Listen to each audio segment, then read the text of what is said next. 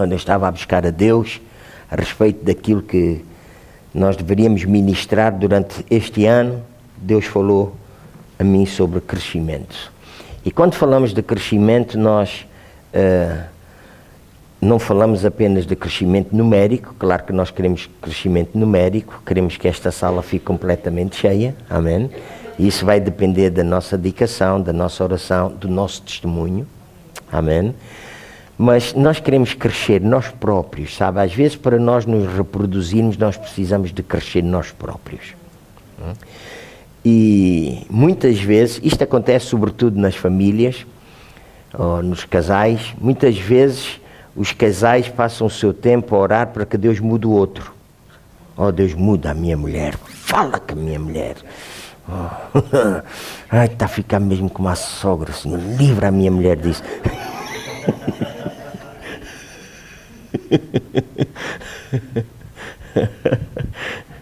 Mas quando oramos queremos que Deus mude a mulher, ou a mulher pede que Deus mude o marido, mas na verdade nós precisamos de entender que somos nós que precisamos de mudar, amém? E quando nós mudamos, tudo à nossa volta muda também. Eu volto a repetir, quando nós mudamos, tudo à nossa volta muda também, sabe? Às vezes nós criticamos isto, criticamos aquilo, porque nós não estamos bem. No momento em que nós estamos bem, nós deixamos de criticar e começamos até a agradecer, sabe? Então isto é crescimento na nossa vida. E durante este ano nós vamos falar basicamente sobre crescimento. E para falarmos de crescimento nós precisamos de entender que todas as coisas no reino de Deus funcionam baseadas na semente. Diga lá comigo, tudo no reino de Deus funciona baseado na semente. Então, para nós crescermos, nós temos que ver qual é a semente que nós encontramos nas Escrituras para trazer o crescimento à nossa vida, sabe? Muitas vezes, quando se fala de semente, as pessoas pensam logo em dinheiro. Não, o amor é uma semente, a alegria é uma semente, o encorajamento é uma semente. Nós precisamos de ver semente na Escritura, na qual nós nos podemos agarrar e firmar para nós crescermos baseados nessa semente. Porque a semente, ela se reproduz conforme a sua espécie. Diga lá comigo, a semente reproduz-se conforme a sua espécie. Então, nós precisamos de abraçar este princípio. No reino de Deus, está escrito que a semente é a palavra. A palavra é a semente do reino de Deus. Não é a ideia do homem, não é a ideia de uma igreja, não é a ideia de um pastor, não é a ideia de uma comunidade, mas a semente no reino de Deus é a palavra de Deus. Foi Jesus que disse, a que é que eu vou comparar o reino de Deus? E o reino de Deus é assim como o agricultor que vai e semeia e depois vai dormir, vai descansar. Porquê? Porque a semente vai produzir o seu fruto. Então, nós somos habitantes do reino de Deus. Tudo na nossa vida está baseado numa semente. Nós estamos aqui nesta manhã porque Deus, o nosso Pai, deu a semente do seu Filho Jesus Cristo. E porque Ele veio, Ele foi plantado, olha, Ele nasceu, Ele viveu, Ele morreu, Ele foi sepultado, mas na manhã do terceiro dia Ele ressuscitou e agora está à destra de Deus Pai e vive para interceder por cada um de nós. Porque Deus deu a semente, nós estamos aqui nesta manhã como resultado dessa semente. Então, se nós queremos crescer, nós precisamos crescer baseado na raiz, no fundamento. Ninguém constrói uma casa por cima, sabe? Ninguém constrói uma casa fazendo primeiro o telhado. Primeiro tem que ter a raiz, depois até pode fazer o telhado, sabe? Mas primeiro tem que ter os fundamentos, coloca os pilares, depois pode fazer o telhado e constrói aí debaixo. Mas ninguém começa pelo telhado. Nós necessitamos de um fundamento. E nesta manhã eu gostava de convidar os irmãos a abrir a Escritura comigo em 1 de Reis. Esta é uma passagem que toda a gente conhece. Toda a gente conhece, já ouviu falar mais que uma vez nesta passagem. 1 de Reis, capítulo 18. Todos nós já ouvimos falar que não chovia na terra, não é? E que depois Elias, ele confrontou os profetas de Baal. Todos nós ouvimos isto, mas nesta manhã vamos ver, por favor, aqui, primeira semente, depois a ação, baseado nessa semente. Diz assim, 1 de Reis, capítulo 18, verso 1. Depois de muitos dias, no terceiro ano, veio a palavra do Senhor a Elias. Vai, apresenta-te a Acabe e darei chuva sobre a terra. Deus falou a Elias e foi Deus que disse, darei chuva sobre a terra. Depois de 3 anos sem chuva, agora Deus dá uma instrução a Elias para ele se apresentar ao rei, para ele dizer ao rei que ia chover, porque Deus ia dar chuva sobre a terra. Contudo, quando nós temos uma palavra de Deus, nós temos que edificar sobre essa palavra. Jesus veio, e Jesus veio para nos salvar, para nos curar, para nos libertar, mas nós temos que edificar sobre isso. Sabe? É assim, é vontade de Deus curar a cada um de nós. Mas cabe-nos a nós manter a saúde. Sabe? O plano de Deus é curar cada um de nós. Se estamos doentes, é sua vontade de curar-nos. Mas depois, nós firmamos-nos nessa palavra para manter a saúde. Deixa-me dar um exemplo. Alguém que sofre de diabetes, por exemplo. É o plano, é a vontade de Deus curar essa pessoa dos diabetes. Amém? Podem dizer um amém. Então, nós vemos aqui na Bíblia que Deus falou com Elias e Deus disse, eu darei chuva sobre a terra. Depois Elias agarra nesta palavra e Elias aplica esta palavra, que é a semente onde nós nos podemos basear. Se nós queremos crescer, nós sempre temos que basear o nosso crescimento naquilo que está escrito. Então Elias manda reparar o altar. É interessante. Há uma situação na nossa vida que para nós podermos desfrutar da bênção de Deus, das chuvas de Deus, da graça de Deus, da grande manifestação de Deus, nós necessitamos de ter o nosso altar em ordem. Reparar o altar na nossa vida. Eu sei que nós somos salvos, nós somos perdoados e não temos nada a ver com isso. Foi vontade de Deus. Mas, para nós caminharmos na nossa salvação, nós temos que ter o nosso altar edificado. E nós vemos aqui no versículo 30, do mesmo capítulo, 1 de Reis 18:30. Então Elias disse a todo o povo, chegai-vos a mim. E todo o povo se chegou a ele. E Elias reparou o altar do Senhor que estava em ruínas. Tomou Elias 12 pedras, segundo o número das tribos dos filhos de Jacó, ao qual viera a palavra do Senhor, dizendo, Israel será o teu nome. Com as pedras edificou um altar em nome do Senhor e fez um rego em redor do altar, grande o suficiente para caber 2 medidas de semente. Armou a lenha, dividiu o novilho em pedaços e o colocou sobre a lenha. Então disse, enchei de água 4 cântaros e derramai-a sobre o holocausto e sobre a lenha. Disse mais, fazei-o segunda vez, e o fizeram segunda vez. Disse ainda, fazei-o terceira vez, e o fizeram terceira vez. A água correu ao redor do altar, diga comigo, e encheu também o rego. Então, nós vemos aqui uma história interessante. Primeiro, Deus dá uma promessa. Eu vou enviar chuva. Em segundo lugar, o profeta restaura o altar e ele prepara o lugar para colocar semente.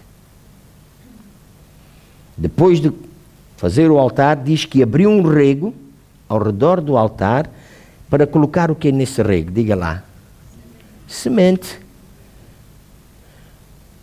Aquele rego não estava ali por acaso. Aquele rego foi porque ele se baseou na palavra de Deus que disse, eu vou enviar chuva, mas ele teve que agir.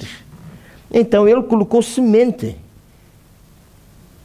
Tragam água, derramaram uma vez. Tragam outra, derramaram segunda vez. Tragam mais, derramaram terceira vez. Diz que a água inundou todo o altar e encheu o rego. E o rego foi feito para que nele coubesse 2 medidas de semente. Então nós conhecemos a história. Não vou estar agora a falar sobre isto, mas nós conhecemos a história que depois Elias orou, Elias buscou a Deus, o fogo veio, o fogo consumiu o altar, o fogo consumiu aquela água que era a semente e veio a chuva. Amém? Então, na nossa vida, nós precisamos de restaurar o altar baseado nas sementes que Deus coloca diante de nós.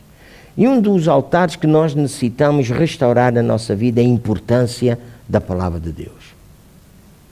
Nós precisamos valorizar a palavra de Deus.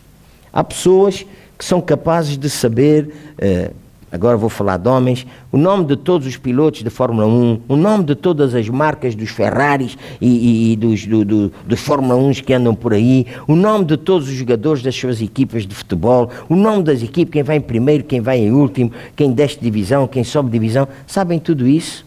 Há mulheres que sabem o nome de, sei lá, de todas as novelas que existem e a hora que elas passam e é mais isto e mais aquilo, e o que é que esta fala, o que é que aquele fala, e sabe o nome dos artistas. Há mulheres que sabem isso tudo. E nesta manhã não estou aqui sequer a fazer um juízo de valores. Mas sabem isso. E quando nós pedimos para dizer meia dúzia de livros da Bíblia, não sabem. Então sabem aquilo que é acessório e não sabem aquilo que é importante. Nós precisamos valorizar o estudo da Bíblia.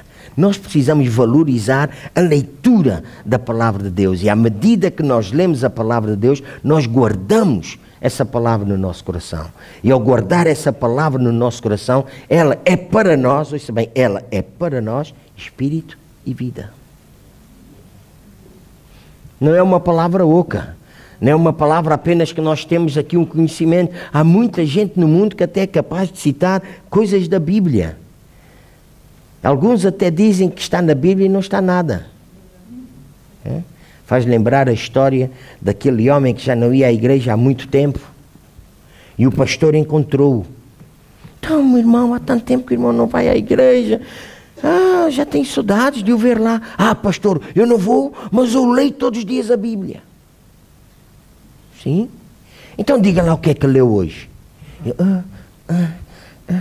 Olha, aquele versículo que diz que quem não chora não mama.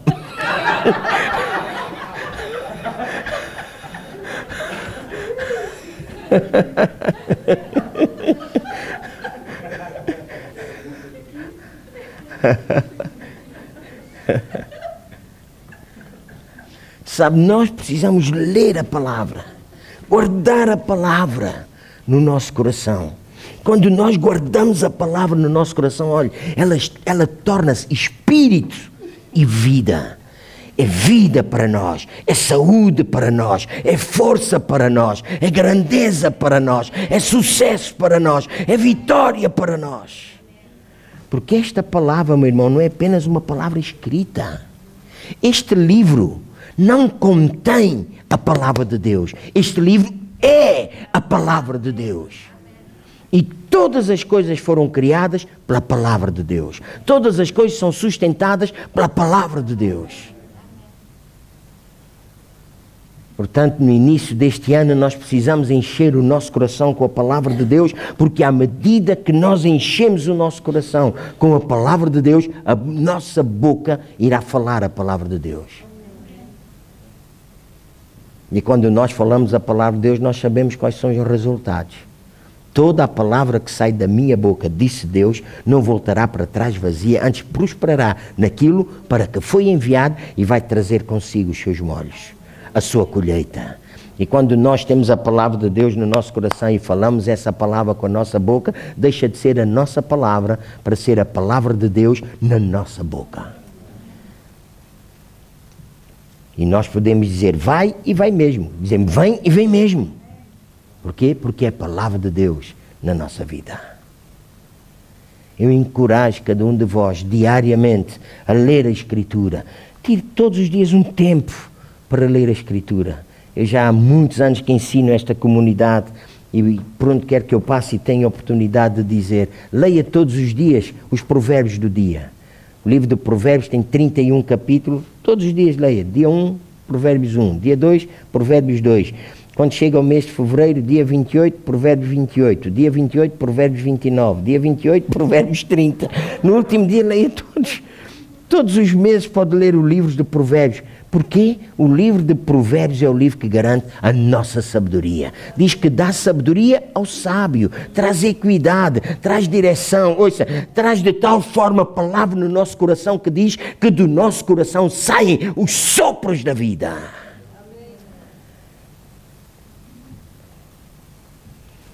Quando alguma coisa contrária à palavra quer alcançar o nosso corpo, não pode permanecer cá, porque ele está inundado por uma palavra viva.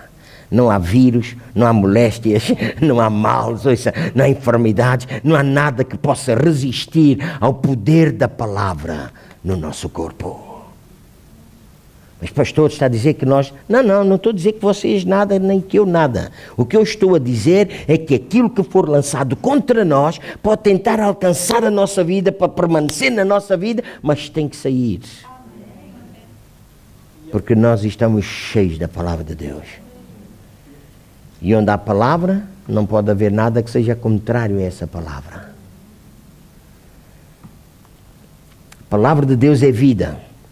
A palavra de Deus é saúde. Está escrito lá no livro de Provérbios que aquele que encontra diz, não se aparte dos teus olhos, não se aparte de ti o livro desta lei, porque aqueles que encontram este livro encontram vida, encontram saúde, encontram cura, encontram restauração, encontram livramento. Olha, encontramos Deus.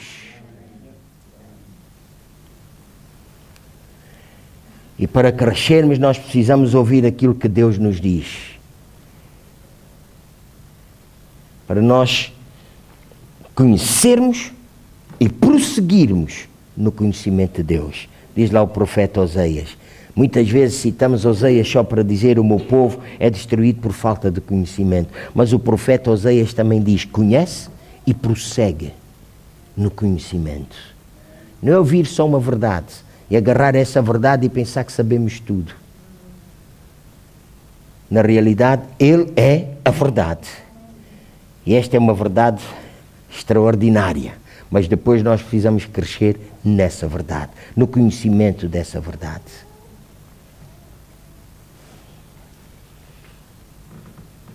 Crescer na palavra de Deus, meus irmãos, garante o nosso sucesso. Já expliquei muitas vezes que o Evangelho tem duas forças muito poderosas. Uma é a pessoa de Cristo e a outra são os princípios de Cristo. São a mesma pessoa, mas uma força poderosa tem a ver com a sua pessoa. Outra força poderosa tem a ver com os seus princípios. A pessoa de Jesus garante a nossa paz. Ele disse, eu deixo-vos a paz. A minha paz vos dou. Eu não vos la dou como o mundo dá, que é momentânea, passageira. Não, a minha paz é permanente. Está convosco no meio das lutas, das provas, das tempestades, das ansiedades, de depressões. A gente pode pôr o que quiser aqui. Ele está connosco, Ele é a nossa paz. Isso é a sua pessoa, garante a nossa paz. Mas os seus princípios garantem a nossa prosperidade. Bem-aventurados aqueles que amam o livro desta lei. Salmo 112. Bem-aventurado aqueles que amam o livro desta lei. Aleluia. Na sua casa há prosperidade e riquezas. A prosperidade e a riqueza vêm à nossa vida não é como resultado da nossa oração.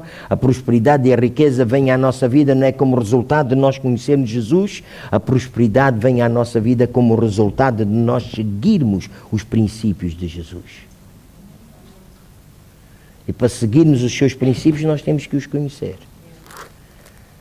Bem-aventurados, felizes, aqueles que amam, aqueles que têm prazer, sabe? Não é ler a Bíblia, pá, lá terá que ser, pá. Ainda o pastor me apanha na rua e depois nem sei o versículo que eu li hoje.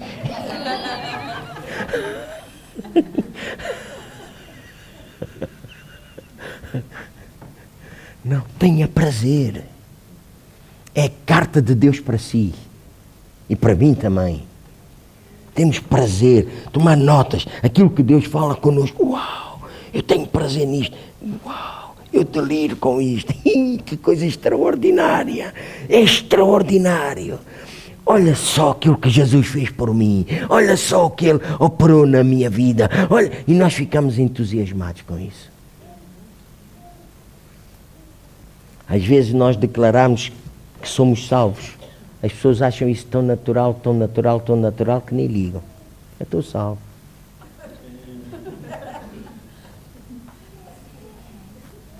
Nós estamos salvos. Estávamos mortos, hoje também mortos. Hein? Hoje não se fala disso, mas a caminho do inferno. Ouviu bem? Do inferno. Jesus falou do inferno. Hein? O inferno é um lugar que garantidamente não produz nada de bom na vida de quem lá vai parar. E Jesus livrou-nos do inferno. Mas melhor do que isso, não é só livrar-nos do inferno, é que Ele livrou-nos do inferno e Ele garantiu para nós uma vida eterna, de glória, de poder, de majestade, de intimidade, de relacionamento. Aleluia! Então nós temos prazer nisso. E temos prazer nessas instruções, nesses princípios de Jesus. Nós garantidamente podemos desfrutar da prosperidade e das riquezas que Ele nos veio dar. Ouviu bem? Riquezas. A pessoa de Jesus prepara-nos para a eternidade. Bom é nós sabermos que vamos viver a eternidade com Ele. É mesmo bom nós sabermos que vamos viver a eternidade com Ele. Alguns creem que vão viver a eternidade no céu com Ele. Outros creem que vão viver a eternidade aqui na terra com Ele. E este é um debate muito grande que existe no meio da comunidade evangélica nos dias de hoje. E eu vou dizer-vos, ou no céu ou na terra, o importante é que vamos viver com Ele. Alô? E aonde Ele estiver, posso garantir-vos que é céu.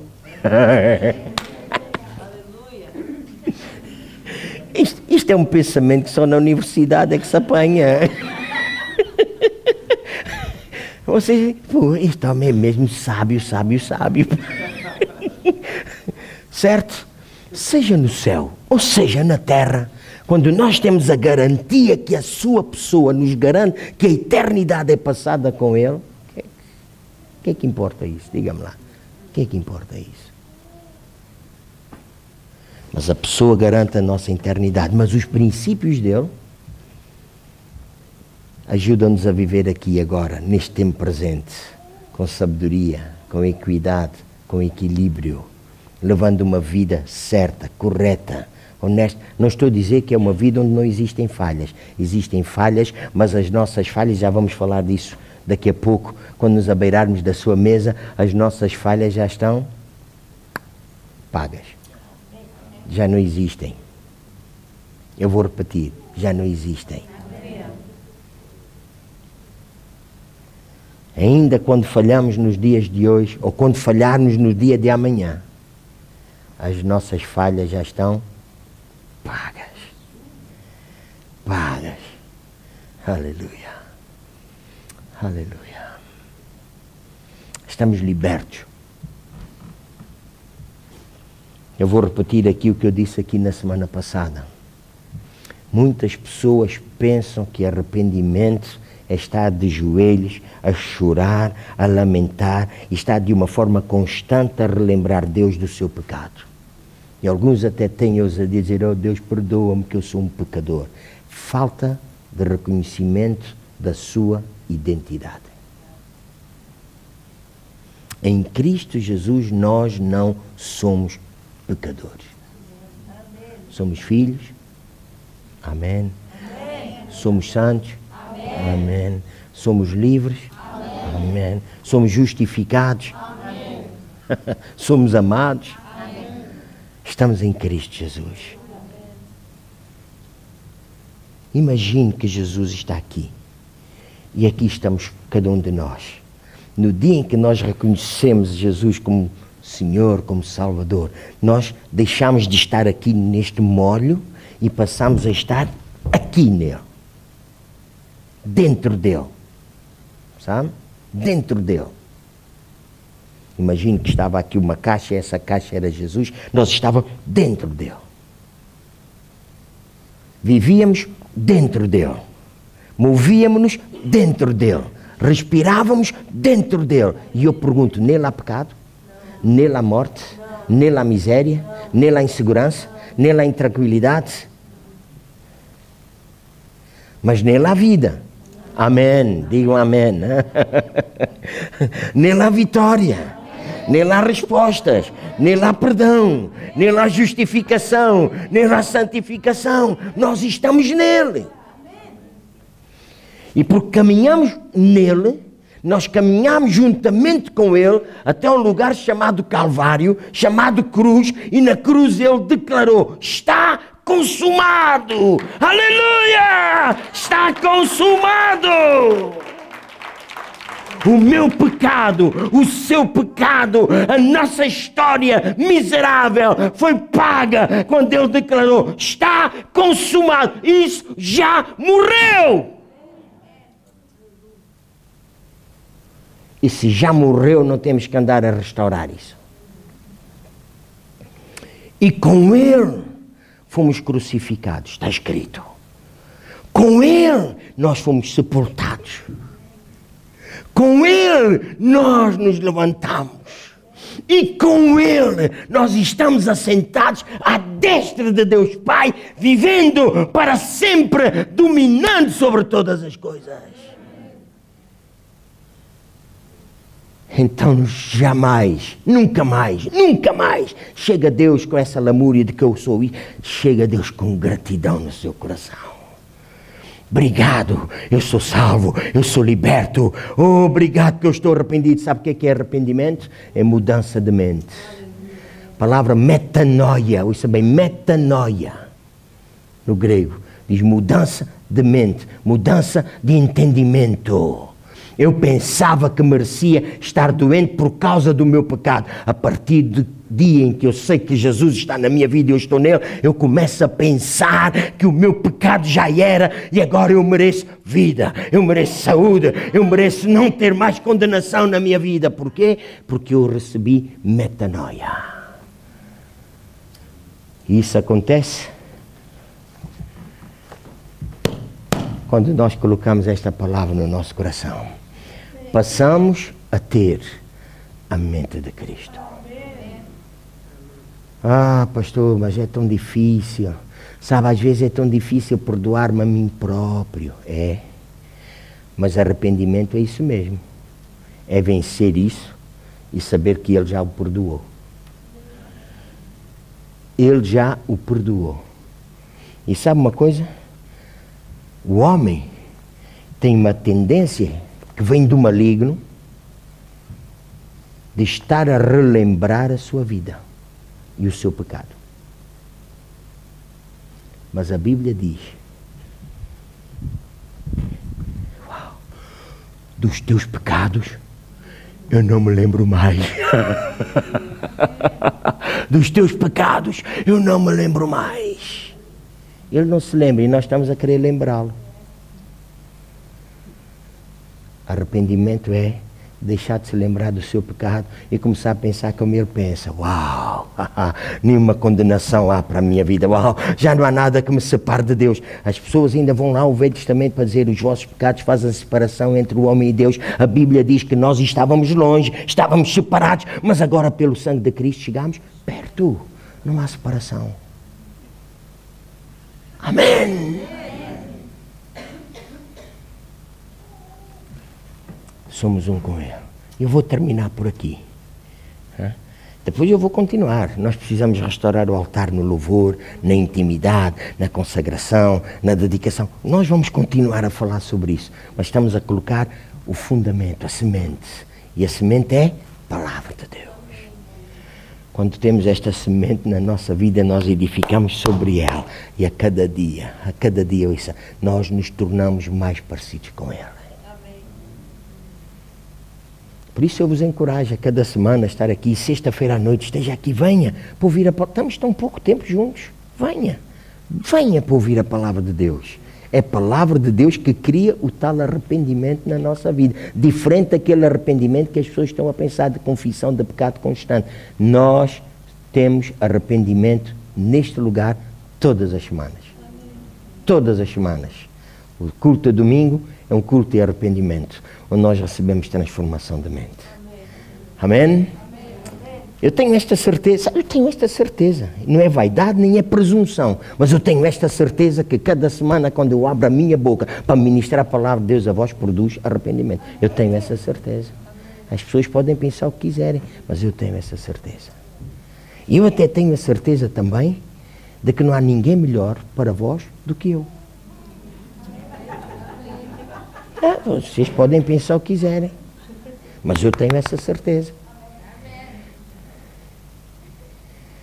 Por isso até quando eu convido algum pregador para vir cá, tem que ser pior que eu para vocês continuarem a gostar de mim. Porque senão assim, puxa, é melhor ter aquele. Não, assim, eu sou cuidadoso.